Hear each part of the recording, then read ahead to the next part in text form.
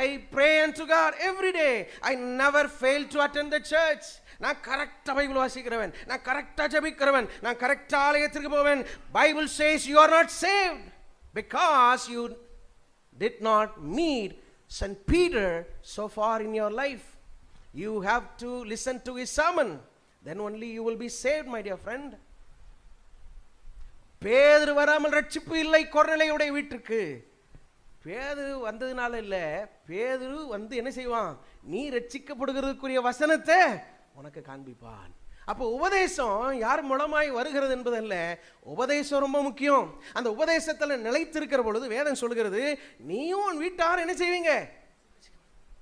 நீங்க நினைத்து கொண்டிருக்கிறீர்களா, நான் எங்க அப்பாவுக்கு செல்ல பிள்ளை, நான் ஒரு கிறிஸ்தவ குடும்பத்தில் பிறந்திருக்கிறேன், ஆனபடினால நான் ஐ எம் சேவ்ட் என்று நினைக்கிறீங்களா? No, Cornelius was not saved